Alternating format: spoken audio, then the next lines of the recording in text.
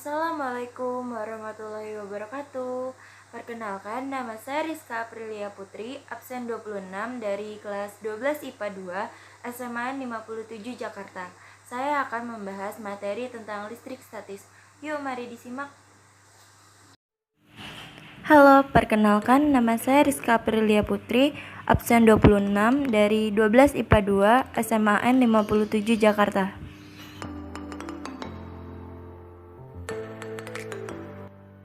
Di sini saya akan membahas mengenai materi fisika kelas 12, yaitu materi listrik statis. Di kelas 12 ini kan kita udah belajar nih mengenai materi tentang listrik statis. Nah, kalian tahu gak sih apa itu listrik statis? Yuk, mari kita cari tahu. Listrik statis adalah ilmu yang mempelajari tentang muatan listrik dalam jumlah tertentu yang tidak mengalir atau diam, dan juga interaksi yang terjadi pada muatan tersebut. Nah, dalam kehidupan sehari-hari kita bisa temukan nih contoh-contoh listrik statis. Kira-kira apa saja ya? Yang pertama, ada contoh fenomena proses terjadinya petir. Contoh fenomena yang kedua, ada tertariknya serpihan-serpihan kertas oleh penggaris plastik setelah digosokkan dengan benang wol.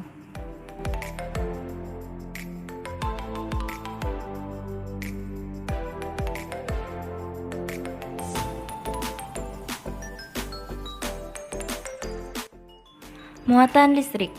Setiap benda tersusun atas atom-atom. Satu atom tersusun atas 3 partikel penyusun, yaitu atom elektron yang bermuatan negatif, atom proton yang bermuatan positif, dan atom neutron yang bermuatan netral. Selanjutnya kita akan mempelajari tentang jenis muatan listrik. Yang pertama ada atom netral dengan jumlah proton dan elektron sama. Yang kedua ada atom positif dengan jumlah proton lebih banyak daripada jumlah elektron. Yang ketiga ada atom negatif dengan jumlah elektron lebih banyak dibandingkan jumlah proton. Sekarang kita akan mempelajari tentang gaya Coulomb. Hukum Coulomb yaitu besarnya gaya elektrostatik atau gaya Coulomb antar dua benda bermuatan listrik sebanding dengan hasil kali besar kedua muatan tersebut, dan berbanding terbalik dengan kuadrat jarak antar keduanya. Bisa kita tulis dengan persamaan sebagai berikut ini. Persamaan gaya Coulomb kita bisa menghafalnya dengan singkatan F sama dengan kakiku robek-robek, dan konstanta Coulomb pada ruang hampa yaitu K sama dengan 1/4pi kali permitivitas ruang hampa. Keterangan F sebagai gaya Coulomb, K sebagai konstanta Coulomb, Q1 sebagai muatan 1, Q2 sebagai muatan 2, R sebagai jarak pisah antar kedua muatan, dan permitivitas ruang hampa udara yaitu 8,85 kali 10⁻⁻12. Selanjutnya adalah muatan gaya Coulomb. Muatan sejenis ia akan saling tolak-menolak. Apabila muatan berbeda jenis, ia akan saling tarik-menarik. Medan magnet, yaitu daerah di sekitar partikel bermuatan listrik yang mampu menimbulkan gaya listrik terhadap muatan lainnya yang berada di daerah tersebut. Garis gaya listrik adalah serangkaian garis yang dibayangkan merupakan lintasan yang ditempuh oleh muatan yang bergerak dalam medan listrik. Garis gaya listrik. Partikel yang bermuatan positif, garis gaya listriknya arahnya akan keluar. Apabila partikel bermuatan negatif, arah garis gaya listriknya ke dalam.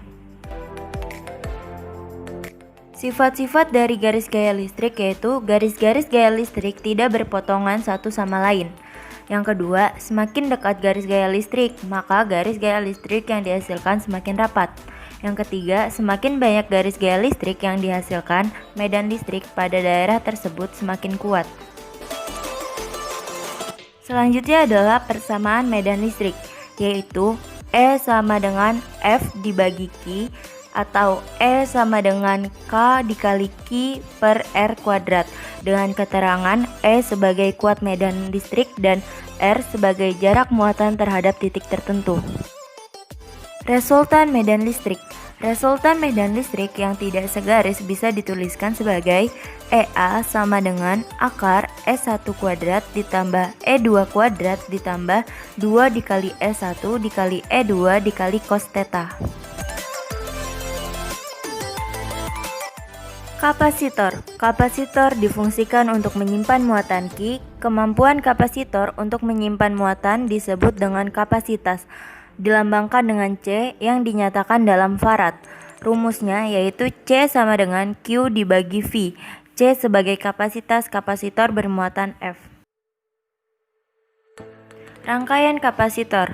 Rangkaian kapasitor dibagi menjadi dua, yaitu rangkaian seri dan rangkaian paralel. Rangkaian seri bisa digambarkan sebagai gambar berikut ini. Sifat-sifat kapasitor seri yaitu pada setiap kapasitor memiliki muatan yang sama dengan muatan kapasitor penggantinya. Dapat dituliskan sebagai Q1 sama dengan Q2 sama dengan Q. Dan beda potensial pada ujung-ujung kapasitor pengganti sama dengan jumlah total beda potensial masing-masing kapasitor. Bisa dituliskan dengan V sama dengan V1 ditambah V2. Dan besar kapasitas kapasitor pengganti untuk dua buah kapasitor atau lebih yang disusun secara seri dapat dituliskan dengan 1/CS sama dengan 1/C1 ditambah 1/C2. Rangkaian kapasitor seri adalah rangkaian listrik di mana dua kapasitor atau lebih dirangkai dengan setiap ujungnya disambung-sambungkan secara berurutan.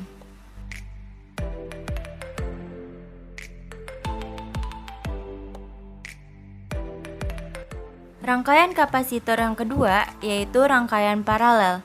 Gambarnya bisa kita lihat seperti ini. Sifat-sifat kapasitor paralel yaitu beda potensial pada setiap ujung-ujung kapasitor sama dengan beda potensial yang diberikan oleh sumber tegangan. Jadi bisa dituliskan V sama dengan V1 sama dengan V2. Selanjutnya yaitu muatan yang tersimpan pada rangkaian pengganti sama dengan pejumlahan dari muatan yang tersimpan pada masing-masing kapasitor. Jadi bisa dituliskan sebagai Q sama dengan Q1 ditambah Q2. Dan besar kapasitas kapasitor pengganti untuk dua buah kapasitor atau lebih yang disusun secara paralel dapat dituliskan dengan CP sama dengan C1 ditambah C2 ditambah Cn.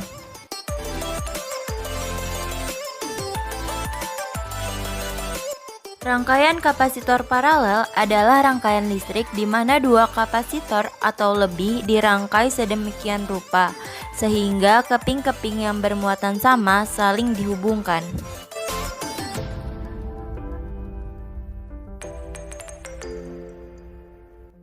Yang ketiga ada kapasitor keping sejajar. Rumusnya kita bisa tuliskan sebagai berikut ini. Dengan keterangan A sebagai luas penampang keping bermuatan M, D sebagai jarak antar keping bermuatan M, dan permitivitas dielektrik. Demikian pembahasan saya mengenai materi listrik statis. Semoga bermanfaat ya. Kurang lebihnya saya mohon maaf. Wassalamualaikum warahmatullahi wabarakatuh. Terima kasih.